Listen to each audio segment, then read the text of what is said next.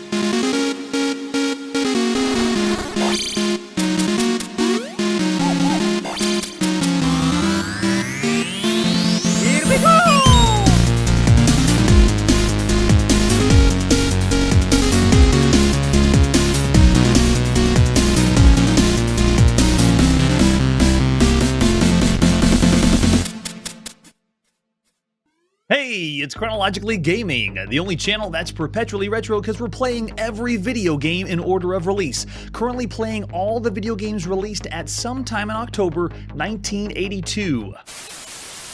Ben Shirley's getting married, but who's the mystery groom? It's the season premiere of Laverne and Shirley. And we were last checking out the Enchanted Forest on the TRS-80 Color computer. Let's see what our next game is. And it's the highlight of the evening. Ladies and gentlemen, it's time to play DragonStomper. Oh man, with a name like that, it's gotta be good, right? If you look over on the left, there's the ad you would have seen for how you play the DragonStomper. It's not just on the Atari VCS. You need the supercharger system. Add some memory to that Atari. Here's the box for DragonStomper.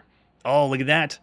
It is the 6th Supercharger game that we played on the show, and it is monikered with the number 6. But the front of the box, that is awesome. You look like an epic, like maybe forlorn knight, or something's wrong or cursed about you, and you just got to go kill a bunch of dragons. But I love the front of it. It's awesome. One of the best that you could play on the Supercharger system, which is essentially a cassette that plugs into the device, and then that Supercharger device plugs into your Atari. And this box was one of 2 different kinds, because you could have just gotten the cassette one. This one is the one that includes the Supercharger inside. Yes. Oh, wait, no. Supercharger unit must be purchased separately. And you have to also have a cassette player at the same time. So this one is just the game, the cassette game. I know, right? Oh, that's right, Charlie. Yeah, tell us all about the game, because we're going to get into it too. If we flip it over in the back, they explain, or they give us a little screenshot. They explain a few of the things about the game, but this is one of the most unique video games you could play on any home console, because it is the very first role-playing game, true role-playing game. Battle your way along the trail of enchantment to the lair of the evil dragon. Do they even tell you that it's a role-playing game? They have fantasy landscapes, separate loads, inventory of strength, gold, dexterity, articles of magic. You can choose to flee, fight, employ magic, and then it has special features like how you load. It has scrolling, but it doesn't say anything about the genre itself. I was expecting to say something like adventure game or something like that. So this one marks our 150th game we played on the Atari VCS, the Atari 2600. This is the 150th game. What other artwork do we have for DragonStomper? We also have the ad, well, one of the ads you would have seen. I believe this one is in French, but it shows all the different Supercharger games down at the bottom. Nice. All the way over in Europe, they got those too. That's awesome. Yeah, so this one's the 6th game that the Supercharger has for us, and there's the cassette. Or if you flip it over, I think this has 2 sides to it, because you have to load multiple sections of the game. So you'll be actually playing and pausing your cassette tape while you play this one. It has even more fun, or it's almost a hybrid of computer game, because we're playing off a cassette tape on your Atari. That's just crazy. Yeah, there we go. The extra box and the example of the screenshot too. So cool. All right, let's see the manual for DragonStomper. How do you play this game? Yeah, I want to know. First of all, you have to know how to use the Supercharger, and they do give you a very lengthy tutorial, because you have to have your own cassette tape player, plug that into the Supercharger, then plug the Supercharger system, which there's the example of the Supercharger, and then that's plugged into the Atari. So you got to make sure you rewind that tape, and if you've ever used this system, you're understanding the frustration with trying to get the game to work, because if you don't work the cassette tape correctly, it takes a little bit of time, and you may have to remember to rewind and things like that. All right, so here's the story, but I'll give you the brief rundown as we scroll through it. Essentially, there's a dragon out there, and we have to stomp him out. Apparently, there was a druid magician who tried to destroy the dragon, making a powerful amulet, but he fell into a trap. The amulet skidded out of his hand, and then now the dragon has the amulet, and now the dragon has full power, and we have to destroy it. So the kingdom became a desperate place. The king's loyal knights all fell to the dragon, and now it's up to us. There we are, the DragonStomper. As the fabled DragonStomper, you'll need all your wit, strength, intuition, and resourcefulness to dispatch the evil that hangs over the kingdom. You have to battle your way across the countryside. Yes, and you do battle your way across the countryside. Another day in the life of a DragonStomper. Oh, man. So we fight our way through the Dragon's Cave, and it's a multi-load game. You have 3 different areas, the Enchanted Countryside, the Oppressed Village, and then the Dragon's Cave. And you load all these different places on the cassette tape. And it explains what the Enchanted Countryside's like, the Oppressed Village, and each one has their own objectives. Even the Oppressed Village has places where you can buy, like all the gold that you get from enemies, you can use that to buy different equipment. And then you have the Dragon's Cave, that's the last part. Proceed to the cave with care. It's riddled with traps, snares, guardians. It's also riddled with bones of all the would-be DragonStompers. There's no other DragonStompers but us. We're the true DragonStompers. So the way you play the game is also interesting. This is moving across the screen with the joystick. It works. But whenever you want to do everything as far as the role-playing elements, you push the red button on your joystick, and it has a menu. And you use the joystick, and it shows you which direction, like a little arrow of moving your joystick to select menu items. It's revolutionary, because this is the very first one you could ever play on a home console. And then he explains like there to move, fight, use, or status. And fights just happen randomly. Enemies will come up to you, and then you have to decide what direction you want to move the joystick to fight them. You also learn whatever your status is if you want to. And then you can look at your gold, strength, dexterity, or your inventory, what you're holding. It's so many amazing things. I don't know, Manly. Maybe it is. Was this before? Oh, it was the same year, right? Wow. I wonder if there couldn't be a connection. There's no way. There's nothing slapped with Disney on this. But that's too funny. Oh, yes. Thanks, Charlie. Yes, we got to get the battle axe fast because that's going to help us big time. Yes. All right, so after, yeah, because it's Dragon Slayer and not Dragon Stomper. And then it also has a few tips and tricks down here how to be a better Dragon Stomper. And they better have something because there's nothing else like this on a home console. The only thing that comes close is Advanced Dungeons & Dragons, but that's not a true role-playing game. This one is. This one was done by Stephen Landrum. Way to go, Stephen. The fourth game that we've seen him do after he did the other two, Communist Mutants from Space and the Suicide Mission game that we played on the Supercharger. But before that, he also did Viper on the Apple II. So we have the other versions that you can preload in. You can see here, and there's even a preview version of this too. So we're just going to pop in and play the first mode, the first level of DragonStomper. Let's go. This is by Starpath and Stephen Landrum at sometime in October 1982. Oh no! And we got right off the bat with a spider. All right, so now we can decide what we want to do with the spider. I can move the joystick down. We were hit and take 1 unit of damage. And now we can go ahead and fight. So I move to the right and I hit the spider for 1 unit. And then the spider missed us. So I'm just using the joystick. I'm just following the directions down at the bottom. I'm moving the arrows to say I want to go fight. I missed the spider. And so it's turn-based combat, role-playing style turn-based combat. Let's go ahead and fight him again. I got 1 unit on him. We took 2 units of damage. Let's see our status. We're already down to 19th strength. But there's the status of what our gold looks like, dexterity. Let's go back to inventory and fight again. Spider, we hit him for 1 point, and the spider missed. Nice. Come on, 2 hits. Kill the spider. We're doing good. And the spider keeps missing. Yes. And when we kill the spider, we get the song. We got a cross. Great. Well, we need the axe. All right, so we pick up the cross, and now we see if we move next to the tree, it lets us know it's a tree. Thanks. And we are moving around as the white dot, so it gives me a little feels like we're playing Warren Robinette's Adventure, but it also has scrolling. If I move into the swamp, you can see it highlights that it's a swamp, or lets us know. Oh no, a demon. I think we should run. We're not ready for a demon yet. We don't even have a shield. You take 2 hits of damage. Okay, so let's try, can we move? You escape the demon. Yes. Okay, so our running away worked. Let's try to find somewhere safe to go.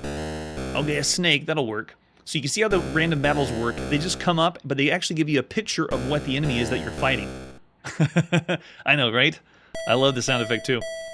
We hit the snake for 1 unit, and then the snake misses. So now you get to decide what to do. Now, this is what's revolutionary about it. It's a role-playing turn-based game, and everything's being controlled with the joystick. And bear in mind, we've already seen a couple games on the Atari that used both joysticks, to get as much control as possible. This is all doing it on 1 stick. All right, so let's go ahead and fight. Nice, 4 units of damage against the snake. Snake missed us. 3 units, snake missed us. And yeah, we killed that snake. And we got a ring, very nice. So add that to our inventory. And now if we want to, we can push the red button. And the red button can show, like, you can see we have using items if we want to, or look at our status. So there's our status. We got 18 strength. We really need to get to the chapel. And there's our inventory. Nice. Okay, so let's move to the top. Let's look for the chapel. I'm going up. This is another thing, too. It's freely scrolling in all directions. Like, look at that. It's not just holding to one thing. Oh, let's see what this is on the top left over here. Oh, there we go. If we find the bridge. I believe, Charlie, is the bridge in the bottom right, southeast of the map? Oh, no, it's a golem that's protecting it. I don't know if we should fight them. Let's try it, though. We hit the golem with 4 points. The golem missed us. Okay, so we're starting off pretty good. I only hit the golem with 1 unit, and the golem's still missing. And we killed it. Cool. We're doing pretty good. We got a cross and 24 gold. And so every time you get something in the game, you get a little ditty. I'm in the money. Yes, we are. All right, so we're in the hut. Nothing here. Yeah, so Didn't find anything but the golem. I was looking for another treasure, but a cross will work for now. That's what we need, Manly. Not to get married, though. We need health. Oh, here we go. Gold castle. Oh, the traps. Let's move. Still stuck. Take 1 unit of damage. All right, let's try moving again. Uh-oh, 2 units. We're stuck in the trap. This is not good. All right, so you saw where the traps were, right? Remember those... Oh, no. A monkey's coming. All right, so if you read the manual, you'd know that this first area, the enchanted area, you have an objective to finish. And once you do, you can cross the bridge. One way you can cross the bridge is to find a ticket to give to the person and to go to the next area. All right, so let's go ahead and fight the monkey. Uh-oh, we missed the monkey. Oh, no, the monkey hit us with 4 points of damage. What's our status? We got 14th strength, which is essentially our health. Yes. Yeah, I'm looking for the chapel. That's what we need to find. All right, so we got the... go past the inventory. Let's go ahead and fight him again. That time we hit the monkey. Oh, man, the monkey hit us with 5 points. This might be too tough. But we still killed the monkey. That's right, monkey won't get the best of us. Got 50 gold. Very cool. All right, so... Oh, there's a demon at the castle. Let's get out of here. Yeah, we escaped the demon. I don't want to run into the trap. Oh, wait. Oh, I hit the trap anyway. 2 units of damage. Let's get away from the trap. What's this over here? Yes, the chapel. We did it. The church is locked. Oh, we need the key to get inside the church. Can we use the cross? Use the cross, and it feels weird. I don't know what that means. All right, so can we keep going? Oh, a spider's here. Yeah, we can squish that spider. 1 unit of damage. What's our status? We're only down to 6 strength, though. Oh, man. That's it. Manly, that was awesome. It is Donkey Kong.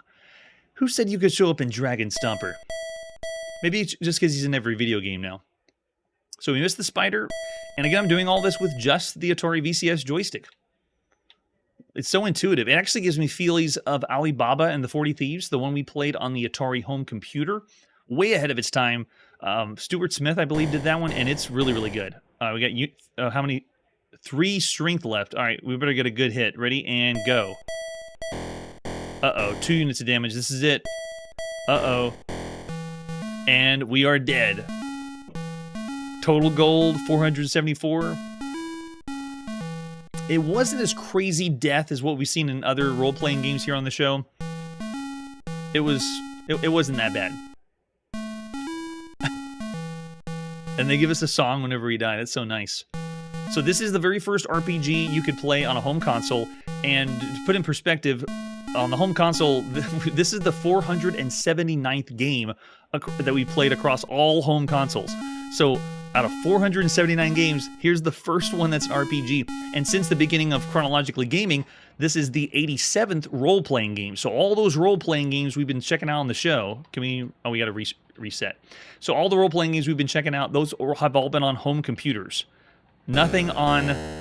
Oh, Ghoul shows up right when we reset. Okay. And we have to play a few games on home consoles that had RPG elements, but across all systems, there's been 33 games that have had RPG elements. One of those was the Advanced Dungeons and Dragons for the Intellivision. It had elements kind of like role-playing, but it wasn't a true role-playing game. All right, so let's go ahead and fight the demon, or I'm sorry, the ghoul. We get 1 hit on him. He missed us. 4 units on the ghoul. 1 damn... Yeah, we're hitting the ghoul really hard.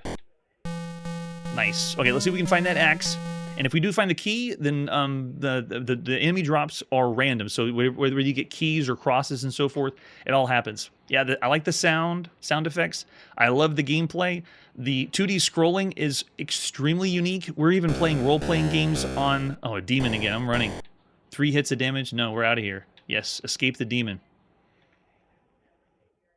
Even when we play role-playing games on home computers, they're not scrolling like this. This is pretty impressive. So I've reached the edge of the map. If I keep going here to the right, I might find the bridge. Or the bridge wasn't there. All right, let's try this one. What is this? The temple is locked. All right, so that means we can't go in the temple until we find a key first. Or if we have an axe. If you have an axe, you can break the locks of some of the keys. A golem. Okay, so let's take him out. The golem missed us. Notice that sometimes they get the first hit, and sometimes you can get the first hit. Oh, we only hit him with 1 unit of health. That's terrible. Yeah, I mean, look at these graphic capabilities on the Atari. I'm with you, Curtis. It's amazing. We're scrolling so freely. It kind of reminds me of later when we get all those chips in the Nintendo Entertainment System to increase the game graphics capability. Nice. Got the golem. I think this is the bridge up here. We get some gold, and there it is. There's the bridge. So if we come up here, there'll be a guards here. And if you're strong enough, or if you feel like you're tough enough, you can battle the guard to go to the next level. We are not tough enough, so I'm going to just get away from the guard. Yeah, we escaped. We can pick up what's known as, I think it's a ticket that allows you to pass. So you can give him the ticket, use an item on the guard to go to the next area. All right, so there's our church. Can we go in, or is it going to be... Okay, we got a cross from the church. Now, while we're at the church, if we wanted to donate 200 gold, which is a lot of gold, it'll bring up our strength all the way. If we donate 15, I believe it does 1 strength, 2 strength, not too much. Yeah. Yeah, I'm not going to try the guard, Charlie. He's too intense. All right, so I'm going to go ahead and donate 200 gold. And we got, what? 2 strength? That's the last time I donate to that church. We found the trap. Can we escape? We escape with 2 damage. All right, let's go around it and see what's in this castle. It's a ghoul. The ghoul missed us. We'll go ahead and fight him. We still haven't found that axe. There's a cool Easter egg in the game if you have the axe. While the axe is on screen, if you use the shield, which is another item, SHL will appear down here in the status screen, which stands for Stephen H. Landrum, who was the developer. Cool little Easter egg you could do if you have the shield and the axe. All right, let's keep fighting the ghoul. What's our status now? 20 strength, still looking pretty good. We blew a lot of money, though, trying to get our health up, and it didn't work so well. Nice. And this does have leveling up. It can't be a role-playing game unless that's the case. The leveling up works where if you have enough money, you pay the gold for it. So essentially, the more you're fighting and earning gold, you can use that to pay and get yourself to a higher level. And I mean, you really need to be at a higher level before you move on to the next areas, especially the last one with the dragon. Another ghoul. The ghoul missed us. Oh, we hit him, though. 3 units. Nice. Let's see if he drops an axe. I did a playthrough where the enemy dropped an axe, and it helped out a lot. I know, Curtis. Cool. Using the Easter egg. I wonder if Stephen Landrum did it in an homage to Warren Robinette, because it's known now, that Easter egg is. In October 1982. So we're taking some damage. Keep fighting. We killed the ghoul, and we gained a chest. Can we open the chest? Use the chest. Open it. Oh, we need a key to open the chest. So the menu, again, I can't stress this enough, how cool it is to control and use everything with just the Atari joystick. It's more intuitive than having the 2 joysticks. Or even we played some games on home computers that, you're holding a joystick and you still got to do things on the keyboard. This is awesome. It's a role-playing game, and it's compact in with great gameplay and choice of controls. All right, so let's make our way over to the hut. Another golem. Let's fight him. We hit him for 4 units, and we're getting really good luck with those. The golems aren't really damaging us that much. Oh, there we go. Yeah, we got to get the key from the tower dwellers. Got some more gold, and then we can move ahead. Let's see what our status is now. So we get 288 gold. If we go back to the church, we could try to pay more. Let's see if we can go back here. Yeah, I think that's what I did. The 200 gold raised like the max level of my strength. Oh, a snake is no big deal. The snake misses us. Oh, we missed the snake. Oh, we only took 1 hit of damage. 3 hits on the snake. Snake hits us for 2. And also notice that they're doing the role-playing trope of reading across the screen. They're keeping it pretty simple, though, everything that's happening during the battle. And there was some home computer games that did this, but the way that they're displaying the text here is just so quick. Battles go fast. It's it's a really, really fun experience. Oh, nice. Yes, we got a key. Now, 24 gold. Let's go and use the key on... I want to go into the temple that's down here. If it's still there. Oh, wait, is it? Yeah, it's all the way down here. Past the trees. Past the bridge. If no one attacks this, we can use it right here. But being able to explore like this is awesome. All right, so we show up here. Temple's locked. And so what we do is we say, I want to use the item. So I use the key and open the door. Oh, that's right. I could open my chest too. So I have a chest that I could open. I'll say open the door. And we gained a charm from the door. Now, there is a chance we could have gotten the ticket. I think it's random, but you can use the ticket to then go to the next level. So fun. So this is just the first area, and there's 2 other areas past this after you load them up on your cassette. So awesome.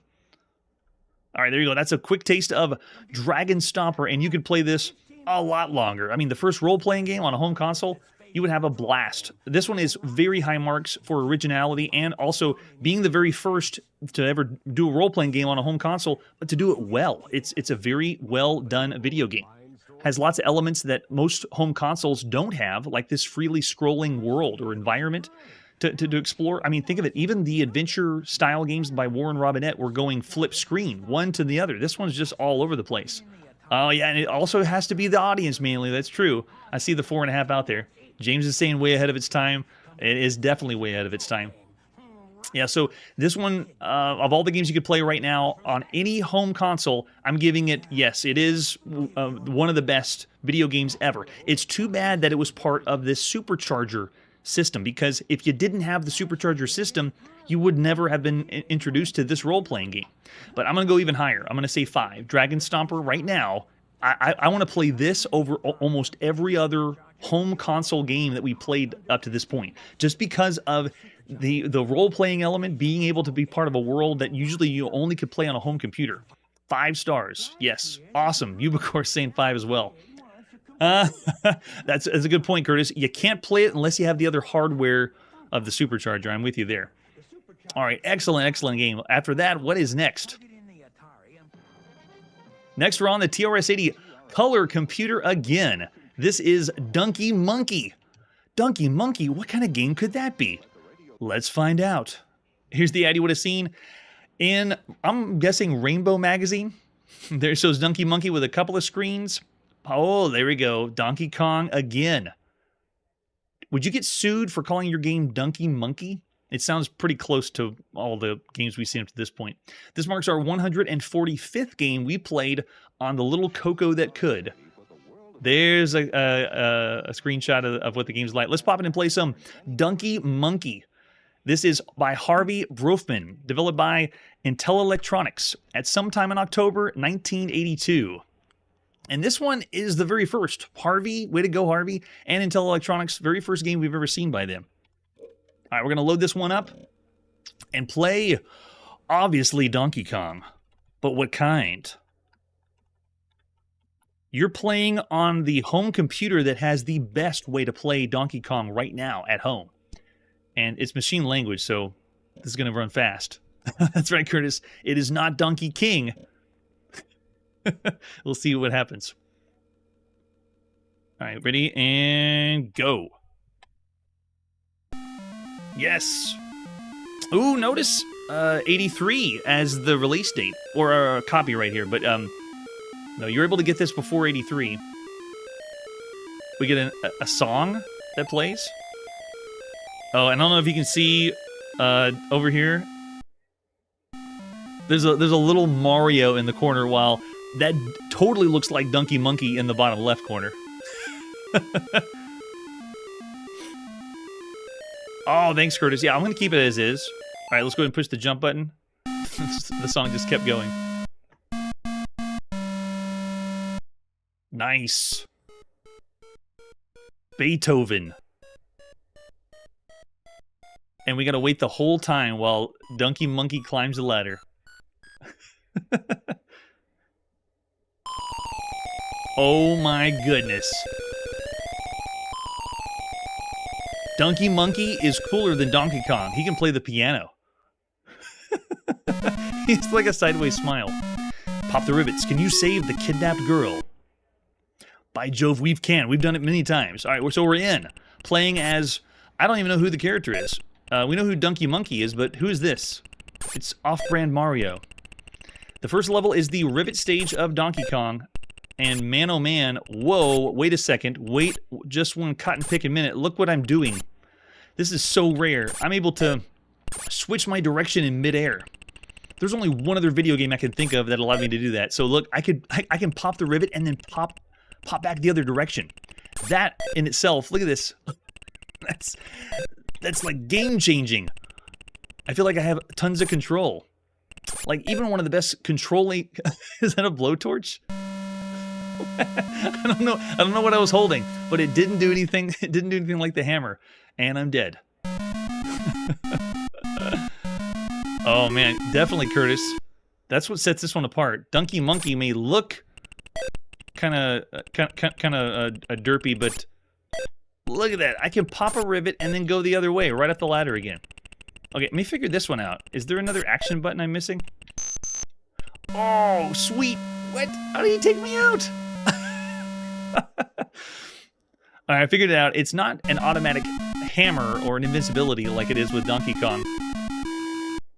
Another thing, too, on the Coco, this is a lot of music.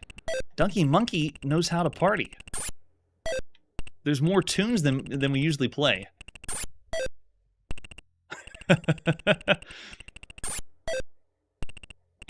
All right, wait, pick it up. Come on, work. Go. Yes. All right, can we... Oh, we can't jump now. Can we climb up ladders? No. Oh, we can fall to our death. I want to get through this first scene, though, before we go to the next one. Yeah, this looks good. And the play control is actually... There's a slight lag, but this is being very, very picky on the jump. But the control, being able to control in midair, more than makes up for that. I'm going in again. Do we have to wait for Donkey Monkey to climb and play the piano again, or can we skip it? I want to try the action button and see. We don't have time, Donkey Monkey. It works. You can skip the cutscene right here in October 1982. See, they figured it out then. Why can't they figure it out now? Oh man, so many video games you can't skip the cutscene, but we're able to do it right here. All right, I'm gonna play for real. Let's go all the way, finish the scene, and do this right. This one marks our 30th Donkey Kong variant we've played on the show, and that means not official, a game that plays like Donkey Kong, but oh, it popped the rivet, but it popped it before I climbed over. It's like they knew I was going to try to change my direction in midair, but we just got to pop the top two and then we're done. So we got it. Some of the best ways you can play Donkey Kong-like games on home computers right now is obviously Donkey King. This one's still really charming and fun. So it doesn't play exactly like the arcade, but still having a blast. As far as a platformer goes, you would have a lot of enjoyment out of this one. No! The hit detection's so finicky. You see that? He wasn't even at the top of the ladder. Yeah, I'm not sure exactly what I'm picking up, mainly. It looked like a straw hat, but maybe it is a birthday cake.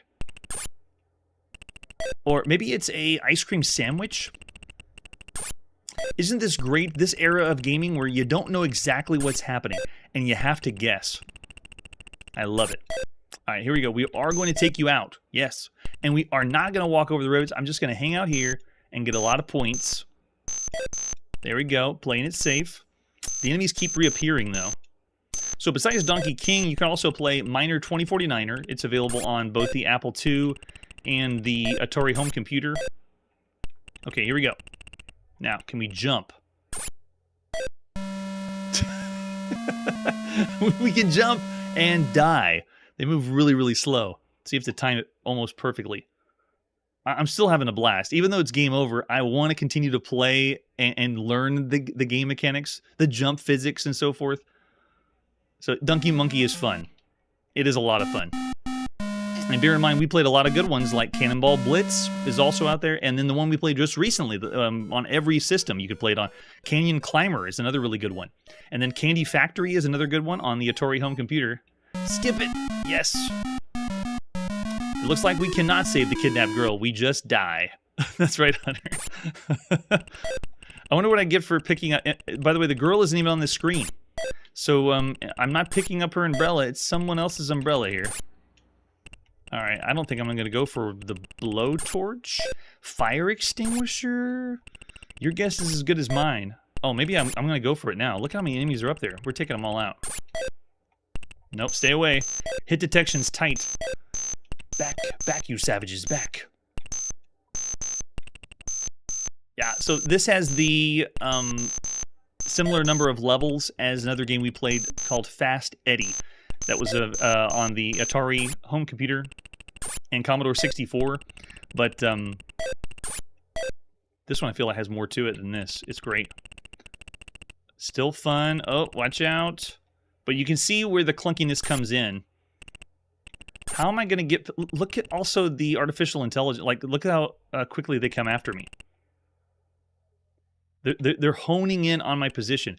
And, oh, they don't fall down.